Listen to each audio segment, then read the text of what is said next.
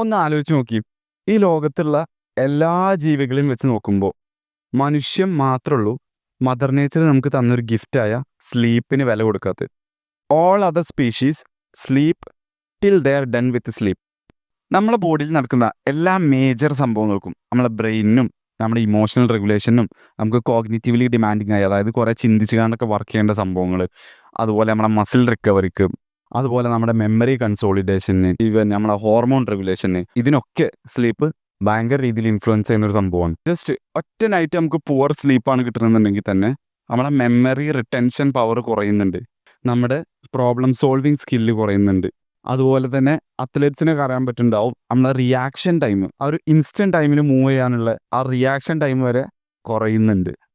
നമ്മൾ ജിമ്മിൽ പോയി കണ്ടും നമ്മൾ ഗ്രൗണ്ടിൽ പോയിട്ടും ട്രാക്കിൽ പോയിട്ടൊക്കെ നമ്മളെ വർക്കൗട്ട് ചെയ്തിട്ട് നമ്മളെ ബോഡിക്ക് ഒരുപാട് മസിൽ ഡാമേജുകളും കാര്യങ്ങളൊക്കെ വരുമ്പോൾ അതിൻ്റെ റിപ്പയറിനൊക്കെ സ്ലീപ്പ് ഭയങ്കര ആവശ്യമാണ്. അപ്പോൾ പുവർ നൈറ്റ് സ്ലീപ്പ് ഈ ഒരു മസിൽ റിപ്പയറിനെ വരെ ബാധിക്കുന്നുണ്ട്. ഇൻസുലിൻ റെസിസ്റ്റൻസ് കൂടാനും ടെസ്റ്റോസ്റ്ററോൺ കുറയാനും അതുപോലെ ഫാറ്റ് ഗെയിൻ ചെയ്യാനുള്ള ചാൻസ് കൂടാനും മസിൽ ലോസ് ചെയ്യാനുള്ള ചാൻസ് കൂടാനും അതുപോലെ സ്ട്രെസ് ഹോർമോണായ കോർട്ടിസോൾ ഇൻക്രീസ് ആവാനൊക്കെ സ്ലീപ്പ് ഡിപ്രിവേഷൻ ഒരു കാരണമാണ്. ഈ ഒരു ഫാക്റ്റ് ഒന്ന് നോക്കി നോക്കി. അതായത് 6 മണിക്കൂറിന് താഴെ, അതായത് 5 മണിക്കൂർ അങ്ങനെയൊക്കെ ഉറങ്ങുന്ന ആണുങ്ങളുടെ ടെസ്റ്റോസ്റ്ററോണ് ഓരോ 10 വയസ്സിന് മുകളിലുള്ള രീതിയിലായിരിക്കും. അതായത് ഇപ്പോൾ ഞാൻ 15 വയസ്സാണ്, അപ്പോൾ എനിക്ക് 25 വയസ്സുള്ള പോലെ ടെസ്റ്റോസ്റ്ററോൺ ഉണ്ടാവും. ഈ എയറിനാണ്ട് അതല്ല ഉദ്ദേശിച്ചത്. പുവർ നൈറ്റ് സ്ലീപ്പ് ഉണ്ടെന്നുണ്ടെങ്കിൽ നമ്മുടെ ബോഡി അത്രയും ഫാസ്റ്റായിട്ട് ഏജ് ആവുന്നുണ്ടെന്നാണ് അതിൻ്റെ അർത്ഥം. ഒരു 10-15% ടെസ്റ്റോസ്റ്ററോൺ ഡിക്രീസ് ആവുന്നുണ്ട് എന്നാണ് അതിൻ്റെ അർത്ഥം.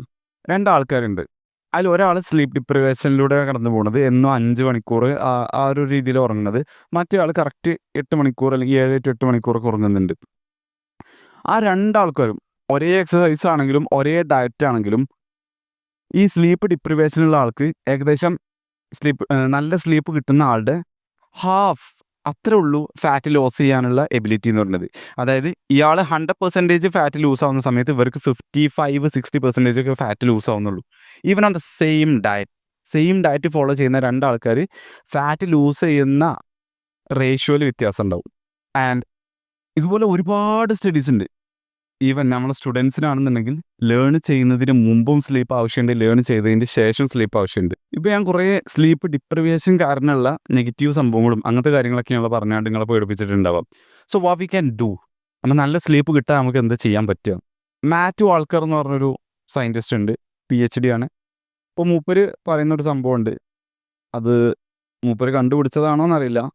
QQRT, ക്വാണ്ടിറ്റി, ക്വാളിറ്റി, റെഗുലാരിറ്റി, അതുപോലെ ടൈമിങ്. ഈ ഒരു 4 സംഭവത്തിനെയാണ് ഫോക്കസ് ചെയ്തുകൊണ്ടാണ് മൂപ്പര് സംസാരിക്കുന്നത്. ക്വാണ്ടിറ്റി എന്ന് പറഞ്ഞാൽ എത്രത്തോളം സ്ലീപ്പ് വേണമെന്നുള്ളത്. ക്വാളിറ്റി എന്ന് പറയുമ്പോൾ നമ്മളെ ഇടയിൽ തിരിഞ്ഞും മറിഞ്ഞും അതുപോലെ സ്ലീപ്പിൻ്റെ ഇടയിൽ എണീച്ചും അങ്ങനെ ഡിസ്റ്റേബ്ഡ് അല്ലാതെ ഒരേ രീതിയിൽ ഡീപ്പും അതേപോലെ റെമ്മും നോൺ റെമ്മും ആയിട്ട് ഇങ്ങനെ പോകുന്ന സ്ലീപ്പ്. പിന്നെ റെഗുലാരിറ്റി എന്ന് പറയുമ്പോൾ ആ ഒരു കൺസിസ്റ്റൻസിയാണ് ഉദ്ദേശിക്കുന്നത്. പിന്നെ ടൈമിംഗ് എന്ന് പറഞ്ഞാൽ നമ്മൾ മോർണിംഗ് പേഴ്സൺ ആണോ അതോ, അതായത് നമ്മൾ ആ ഒരു വെയ്ക്കപ്പിൻ്റെ ആ ഒരു ടൈമിംഗ് ഉണ്ടാവുമല്ലോ, നമ്മൾ ഉറങ്ങാൻ പോകണേയും വെയ്ക്കിങ് അപ്പിൻ്റെയും ടൈമിങ് കറക്റ്റ് നോക്കാനുണ്ട്. അപ്പോൾ ഈ ഒരു 4. അപ്പോൾ ക്വാണ്ടിറ്റിയിൽ മൂപ്പര് പറയുന്നത് മെയിനായിട്ട് ഒരു 7 to 9 hours ഉറങ്ങാനാണ്. എല്ലാ ദിവസവും എല്ലാവർക്കും ഒരേപോലെ ഫോളോ ചെയ്യാൻ പറ്റുന്ന പറയുന്നത്, ബട്ട് അറ്റ്ലീസ്റ്റ് ഒരു 85% ടൈമെങ്കിലും കൺസിസ്റ്റൻ്റ് ആയി പോകാൻ നോക്കാം. 7 to 9 hours ക്വാണ്ടിറ്റി. ഒക്കെ മോസ്റ്റ് ആൾക്കാരുടെ കേസും അങ്ങനെ തന്നെയാണ്. ക്വാളിറ്റി ഇമ്പ്രൂവ് ചെയ്യണമെങ്കിൽ കുറേ കാര്യങ്ങളുണ്ട്, ഇത് കഴിഞ്ഞിട്ട് ഞാൻ ഡിസ്കസ് ചെയ്യാം. 3ാമത്തെ സംഭവമാണ് റെഗുലാരിറ്റി എന്ന് പറയുമ്പോൾ നമ്മൾ കിടക്കാൻ പോകുന്ന ടൈമും എണീക്കുന്ന ടൈമും ഏകദേശം ഒരു 15 മിനിറ്റ് വിൻഡോ നമുക്കുണ്ടാവും. അങ്ങോട്ടാവാം ഇങ്ങോട്ടാവാം. നമ്മൾ 9 മണിക്കാണ് കിടക്കണമെന്നുണ്ടെങ്കിൽ 9:15 കിടക്കാം, അല്ലെങ്കിൽ 8:45 കിടക്കാം. ആ ഒരു ഗ്യാപ്പ് അവിടെ ഉണ്ട്, 15 മിനിറ്റ്സ് വിൻഡോ അങ്ങോട്ടും ഇങ്ങോട്ടും.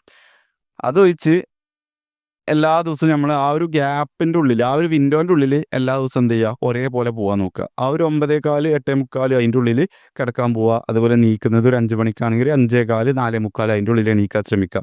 അങ്ങനെ എല്ലാ ദിവസവും റെഗുലറായിട്ട് പോകാൻ ശ്രമിക്കുക. അതാണ് റെഗുലാരിറ്റി എന്ന് പറയുന്നത്. 4ാമത്തെ ടൈമിംഗ് ആണ്. ടൈമിംഗ് എന്ന് ഉദ്ദേശിക്കുന്നത് എന്താ വെച്ചാൽ, ബയോളജിക്കലി ചില ആൾക്കാർ ലേറ്റായിട്ട് എണീക്കണോലുണ്ടാവും, അതുപോലെ ഏർലി ബേർഡ്സ് ഉണ്ടാവും, നേരത്തെ കിടന്ന് നേരത്തെ എണീക്കണോലുണ്ടാവും. അപ്പോൾ അത് ഏതാണോ നിങ്ങളത് മനസ്സിലാക്കിയാണ്ട് അതറിയുണ്ടാവും. കാരണം നമുക്ക് ഏറ്റവും കൂടുതൽ രാവിലെയാണ് എനർജി ഉള്ളവരുണ്ടാവും. പിന്നെ സംബന്ധിച്ച് ഞാൻ ഏർലി മോർണിംഗിൽ എണീക്കുന്ന ഒരാളാണ്. അപ്പോൾ എനിക്ക് നേരത്തെ കിടക്കാൻ പോകണം. ഒരു 9 മണി ആ ഒരു ടൈമിൽ. എന്ന് വെച്ചാൽ അങ്ങനെ കിടക്കുന്നുണ്ട് എന്നല്ല. ബട്ട് ഞാൻ മനസ്സിലാക്കിയാണ് ഞാൻ ഏർലി ബേർഡാണ്. അപ്പോൾ എനിക്ക് നേരത്തെ കിടക്കേണ്ടി വരും. അപ്പോൾ പക്ഷേ അതേപോലെ ലേറ്റ് ആയിട്ട് വർക്ക് ചെയ്യാനൊക്കെ താല്പര്യമുള്ളവരുണ്ടാവും. അപ്പോൾ അങ്ങനെയുള്ളവർ അതിനനുസരിച്ചായിരിക്കും ഓലെ സ്ലീപ്പ് ഉണ്ടാവുക. അപ്പോൾ ആ ഒരു ടൈമിങ്ങും ഇതിൽ മാറ്ററാണ്. നിങ്ങൾക്കൊരു ഡൗട്ട് ഉണ്ടാവും ഇതെന്താണ് ഈ ഒരു കറുപ്പ് സാധനം എന്നുള്ളതിൽ. അപ്പോൾ ഇതിനെ നമ്മൾ പറയും നേസൽ ഡയലേറ്റർ അല്ലെങ്കിൽ നോസ് ടേപ്പ് എന്നൊക്കെ പറയും. ഇത് സംഭവം ഈ സ്ലീപ്പായിട്ട് ബന്ധപ്പെട്ട ഒരു സംഭവം തന്നെയാണ്. ഇതാണ് അതിൻ്റെ ഒരു പ്രൊഡക്റ്റിൻ്റെ പാക്കേജ് പറയുന്നത്. ഇത് സ്പോൺസേർഡ് വീഡിയോ അല്ല. ഇത് ഞാനിതിൽ നിങ്ങൾക്ക് കാണിച്ചു തരാൻ വേണ്ടി. അതായത് മൂക്കിലൂടെ ശ്വാസം വിടാനും ബുദ്ധിമുട്ടുള്ള ആൾക്കാർക്ക്, ശരിക്കും മൗത്ത് ബ്രീത്തിങ് നമുക്ക് പാടില്ല. അത് ഹെവി ഇൻറ്റൻസ് വർക്കൗട്ട് ചെയ്യുമ്പോഴൊക്കെ കുഴപ്പമില്ല. അതല്ലാതെ നോർമൽ കണ്ടീഷനിൽ മൗത്ത് ബ്രീത്തിങ് എന്ന് പറയുന്നത് പല പ്രശ്നങ്ങൾക്കും നയിക്കും. അപ്പോൾ അത് ഞാനിപ്പോൾ ഇങ്ങനെ അതിനെക്കുറിച്ച് പഠിച്ചു വരുന്നുള്ളൂ. അപ്പോൾ അതിനെക്കുറിച്ച് നമ്മൾ വേറെ വീഡിയോ ഉണ്ടാക്കും. അപ്പോൾ ഈ ഉറങ്ങുമ്പോഴൊക്കെ മൂക്കിലൂടെ ശ്വാസം കിട്ടാതെക്കൽ, അതുപോലെ ഡീവിയേറ്റഡ് സെപ്റ്റ്, എനിക്ക് ഡീവിയേറ്റഡ് സെപ്റ്റ് ഉണ്ട്, മൂക്കിൻ്റെ പാലത്തിന് വളവുണ്ട് എന്നുണ്ടെങ്കിൽ നമുക്ക് ബ്രീത്തിങ്ങിന് മൂക്കിന് ബുദ്ധിമുട്ടൊക്കെ ഉണ്ടാവും. അപ്പോൾ അങ്ങനത്തെ സമയത്ത് മൂക്കിൻ്റെ ഇവിടെ ഈ ഒരു സംഭവങ്ങൾ നോസ്ട്രിൽസ് ഒന്ന് എക്സ്പാൻഡ് ചെയ്യാൻ വേണ്ടിയിട്ടുള്ള ഒരു സെറ്റപ്പാണിത്. ഇതെങ്ങനെ വെച്ചാൽ ഇത് സ്റ്റീലാണ് തോന്നുന്നുണ്ട്. സ്റ്റീലിൻ്റെ ഒരു വട്ടത്തിലൊരു സംഭവമുള്ള 2 സ്റ്റിക്കേഴ്സ് ഉണ്ടാവും. അത് അപ്ലൈ ചെയ്യാനുള്ള ഒരു അപ്ലിക്കേറ്റർ അതിലുണ്ടാവും. ഞാൻ കാണിച്ചു തരാം. അപ്പോൾ ഇതിൽ പല സൈസിലുള്ള സാധനങ്ങളുണ്ടാവും. 4 സൈസിലുള്ള സാധനമുണ്ട്. അതിലൊരു അപ്ലിക്കേറ്റർ ഉണ്ടാവും. ഈ ഒരു അപ്ലിക്കേറ്റർ വെച്ചുകൊണ്ടാണ് ഇത് രണ്ടും ഒട്ടിക്കുന്നത്. അപ്പോൾ ഒട്ടിച്ചുകൊണ്ട് എന്ത് ചെയ്യുക, ഈ ഒരു സാധനം വെക്കുമ്പോൾ ഇതിൻ്റെ ഈ 2 സൈഡിലെ മാഗ്നറ്റ്സ് ആണ്. അപ്പോൾ ഇതിന് ഇത്രയും ഗ്യാപ്പ് ഉണ്ടാവും. അപ്പോൾ ആ ഗ്യാപ്പിക്ക് നമ്മളെ നോസ് ഇടുങ്ങിയ ഗ്യാപ്പ് ഉള്ളൂ എന്നുണ്ടെങ്കിൽ ഈ 2 സ്റ്റീൽ എന്ത് ചെയ്യും, അതുമൊക്കെയാണ് ഒട്ടുമ്പോൾ നമ്മളെ നോസ് ഒന്ന് എക്സ്പാൻഡ് ആവും. ഞാൻ കാണിച്ചു തരാം.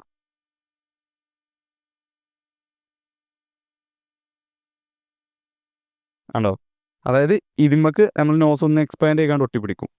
ഇപ്പോൾ നമ്മളെ നോസ് നോർമലി ഇങ്ങനെ ഇരിക്കണമെന്നുണ്ടെങ്കിൽ ഇതിൻ്റെ ഇപ്പുറത്തും ഈ ഒരു ഇതിൽ മാഗ്നറ്റ് വരുമ്പോൾ ആ മാഗ്നറ്റുമൊക്കെ ഒന്ന് ഇങ്ങനെ ഒട്ടൂലേ, അപ്പോൾ നമുക്ക് കൂടുതൽ എയർ ഉള്ളിലേക്ക് എടുക്കാൻ പറ്റും. ആണ് സംഭവം.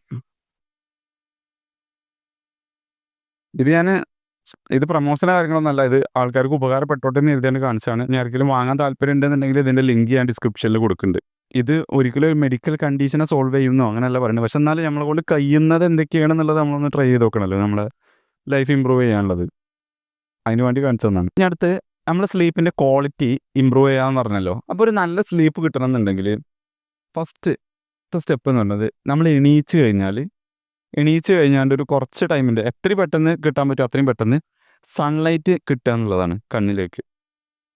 സൺലൈറ്റ് എന്ന് പറയുമ്പോൾ സണ്ണ് ലോ സോളാർ ആംഗിളിലാകുമ്പോൾ ആ ഒരു ഓറഞ്ച് കളറിൽ നമുക്ക് നോക്കാൻ വലിയ ബുദ്ധിമുട്ടില്ലാത്തൊരു ടൈം ഉണ്ടല്ലോ. രാവിലെ ഇപ്പോഴത്തെ കറണ്ട് ടൈം പറയുകയാണെങ്കിൽ ഒരു 7 മണി 6:30 to 7 മണി ആ ഒരു ടൈമൊക്കെ ഉള്ളത്. അതിൻ്റെ ഉള്ളിൽ സൺലൈറ്റ് കണ്ണിക്ക് കിട്ടുക എന്നുള്ളത് അത് നമ്മളെ സർക്കേഡിയൻ റിതം, നമ്മളൊരു ഇൻറ്റേർണൽ ക്ലോക്ക്, നമ്മളെപ്പോൾ ഉറങ്ങണം എപ്പോൾ എണീക്കണം എന്നൊക്കെ എല്ലാ കാര്യങ്ങളും നടക്കുന്നത് അത് സെറ്റ് ചെയ്യാൻ വേണ്ടിയിട്ട് രാവിലെ തന്നെ വിൻഡോസിലൂടെയോ ജനാലിലൂടെയോ കാർ വിൻഡോസിലൂടെ എന്നല്ല, പ്ലെയിൻ ഐയിലൂടെ, അല്ലെങ്കിൽ എനിക്ക് തോന്നുന്നത് കോൺടാക്ട് ലെൻസ് വെച്ചാലും കുഴപ്പമില്ല എന്ന് തോന്നുന്നത്, സൺലൈറ്റ് കിട്ടാൻ നോക്കുക first thing in the morning. Then next വരുന്നത് നമ്മളൊക്കെ ഒരുവിധ ആൾക്കാരും ചായയും കോഫിയൊക്കെ കുടിക്കുന്ന ആൾക്കാർ നല്ല രീതിയിൽ. അപ്പോൾ ഞാൻ കുറേ ആൾക്കാർ കണ്ടിട്ടുണ്ട് രാത്രി നോമ്പ് തുറന്ന്, ഇപ്പോൾ നോമ്പ് കാലം ആയതുകൊണ്ട് നോമ്പ് തുറന്നിട്ട് അല്ലെങ്കിൽ നോർമലി രാത്രി ചായ കുടിക്കുന്ന ആൾക്കാരൊക്കെ എന്നിട്ട് പറയും എനിക്ക് ഉറങ്ങുന്നതിന് പ്രശ്നമൊന്നും ഇല്ല എന്നായിരിക്കും പോലും പറയണ്ട. പക്ഷേ most of the time caffeine നമ്മുടെ ഡീപ്പ് സ്ലീപ്പിനെ ബാധിക്കുന്നുണ്ട്. മേ ബി നമ്മൾ അറിയുന്നുണ്ടാവില്ല, പക്ഷെ ആ ഒരു സ്ലീപ്പിൻ്റെ ക്വാളിറ്റിനെ അത് ബാധിക്കും. അപ്പോൾ ഞാൻ പറയുന്നത് എന്താ വെച്ചാൽ ഉച്ചയ്ക്ക് ശേഷം കഫെയിൻ മാക്സിമം ഒഴിവാക്കുക. കോഫിയോ ചായ അങ്ങനത്തെ സംഭവങ്ങളൊക്കെ മാക്സിമം ഒഴിവാക്കുക. മോർണിംഗ് ഓക്കെ, പക്ഷേ എണീറ്റ് കഴിഞ്ഞിട്ട് എന്ത് ചെയ്യുക, ഒരു 120 മിനിറ്റോ അല്ലെങ്കിൽ ഒരു 2 മണിക്കൂറോ അല്ലെങ്കിൽ 1.5 മണിക്കൂറൊക്കെ കഴിഞ്ഞിട്ട് കുടിക്കുക. അത് ആൻഡ്രൂ ഹ്യൂബർമാൻ പറയുന്നുണ്ട്. അത് എന്തിനാന്ന് വെച്ചാൽ നമ്മൾ എണീറ്റ് ഏക്കിനും കുടിച്ചു കഴിഞ്ഞാൽ നമുക്ക് ഉച്ചയ്ക്ക് ഒരു ക്രാഷ് വരും. അപ്പോൾ ആ ക്രാഷിനെ മാക്സിമം ഡിലേ ചെയ്തുകൊണ്ട് കൊണ്ടുപോകാൻ വേണ്ടിയിട്ടാണ്. അപ്പോൾ കോഫി ആഫ്റ്റർനൂണിൽ ഒഴിവാക്കുക. കാരണം എന്താ വെച്ചാൽ കോഫിക്ക് ഒരു 10-12 മണിക്കൂറായാലും അതിന് ക്വാർട്ടർ ലൈഫ് ഇപ്പോഴും ബാക്കിയുണ്ടാവും കഫെയിനൊക്കെ. അതായത് ഇപ്പോൾ ഒരു കപ്പ് കോഫി കുടിച്ചാൽ 200 mg ഉണ്ടെങ്കിൽ അല്ലെങ്കിൽ 100 mg ഉണ്ടെങ്കിൽ അതിൽ 25 mg എപ്പോഴും നമ്മുടെ സിസ്റ്റത്തിൽ ബാക്കിയുണ്ടാവും 10-12 മണിക്കൂറായാലും. അപ്പോൾ നല്ല ചോക്ക് അപ്പോഴും നമ്മൾ സ്ലീപ്പിനെ അത് അഫക്റ്റ് ചെയ്യണം. അപ്പോൾ അത്രയും മാക്സിമം നേരത്തെ കുടിക്കുക. ഞാൻ പറഞ്ഞ കാര്യം ശ്രദ്ധിക്കുക. ഈ മൂന്നാമത്തെ സംഭവമാണ് നമ്മൾ ഉറങ്ങുന്നതിൻ്റെ 3 to 2 മണിക്കൂർ മുമ്പെങ്കിലും ഭക്ഷണത്തിൻ്റെ ഇൻടേക്ക് നിർത്തുക. അതായത് മാക്സിമം പോയാൽ ഭക്ഷണം സ്ലീപ്പിൻ്റെ 2 മണിക്കൂർ മുമ്പ് വരെ ഭക്ഷണം കഴിക്കാം. അതിൻ്റെ അപ്പുറത്തേക്ക് പോകരുത്. അതിന് ഹെവി മീലൊക്കെ ആണെന്നുണ്ടെങ്കിൽ അത് നമ്മളെ ഡൈജഷനെ ബാധിക്കും. അപ്പോൾ ഒരു ഒപ്റ്റിമം ടൈം എന്ന് പറയുന്നത് 3 അതിൽ ബാക്കൊക്കെ വരുന്നതാണ്. അതെന്തിനാ വെച്ചാൽ സ്ലീപ്പിൽ ഒന്നില്ലെങ്കിൽ ഡൈജഷൻ അല്ലെങ്കിൽ റിക്കവറി, അങ്ങനെ ചിന്തിച്ചാൽ മതി. ഒന്നിലേക്ക് ഡൈജഷൻ അല്ലെങ്കിൽ റിക്കവറി നടക്കുക.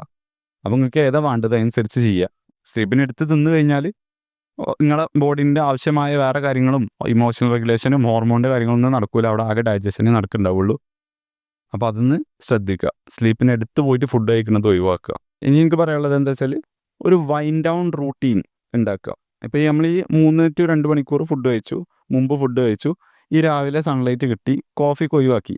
ഇനി നമുക്കൊരു വൈൻഡ് ഡൗൺ റൂട്ടീൻ വേണം. കാരണം എന്ന് പറഞ്ഞാൽ നമ്മൾ ഒരു ഡേ എന്ന് പറയുന്നത് ചിലപ്പോൾ ഭയങ്കര സ്ട്രെസ്ഫുൾ ആയിരിക്കും. ഒരുപാട് കാര്യങ്ങൾ സംഭവിക്കുന്നുണ്ടാവും, ഒരുപാട് ടെൻഷനുകൾ ഉണ്ടാവും. അപ്പോൾ ഇതിനൊക്കെ കുറിച്ച് ചിന്തിച്ചാണ് ഉറങ്ങാൻ പോകണമെന്നുണ്ടെങ്കിൽ നമ്മളങ്ങനെ ചിന്തിച്ച് എവിടേക്കോ എത്തും. നമ്മളെ ബ്രെയിൻ എപ്പോഴും ഇങ്ങനെ സ്റ്റിമുലേറ്റഡ് ആയിക്കൊണ്ടേയിരിക്കും. അപ്പോൾ അതേസമയം ഒരു മണിക്കൂർ മുമ്പ്, കിടക്കുന്നതിന് 1 മണിക്കൂർ മുമ്പ് നമ്മളൊരു വൈൻഡ് ഡൗൺ റൂട്ടീൻ ഉണ്ടാക്കി കഴിഞ്ഞാൽ ജസ്റ്റ് നമ്മളെ ഫോണൊക്കെ ഒന്ന് മാറ്റി വെച്ച് ബ്ലൂ ലൈറ്റും LEDs ഒക്കെ ഒന്ന് ഒഴിവാക്കി. ബ്ലൂ ലൈറ്റ് വേറൊരു കാരണമാണ് സ്ലീപ്പിൻ്റെ ക്വാളിറ്റീനെ അഫക്റ്റ് ചെയ്യുന്നത്. അപ്പോൾ അതൊക്കെ ഒന്ന് ഒഴിവാക്കിയിട്ട് എന്ത് ചെയ്യുക, നമുക്ക് ഇഷ്ടപ്പെട്ട വല്ല ബുക്കോ, ഈ ഫിക്ഷൻ ആയിക്കോട്ടെ, നമ്മൾ എൻജോയ് ചെയ്യാൻ താല്പര്യമുള്ള എന്തെങ്കിലും ബുക്കോ, അല്ലെങ്കിൽ നമ്മളെ ഫാമിലീൻ്റെ ഒപ്പം കുറച്ച് നേരം ടൈം സ്പെൻഡ് ചെയ്യുകയോ വർത്താനൊക്കെ പറഞ്ഞാണ്ട് ഇരിക്കുകയോ അങ്ങനെയൊക്കെ ചെയ്താണ്ട് എന്ത് ചെയ്യുക, ഒന്നിങ്ങനെ റിലാക്സ് ആവുക. ഞാൻ ചെയ്യുന്നൊരു സംഭവമാണ് ജേർണലിങ്.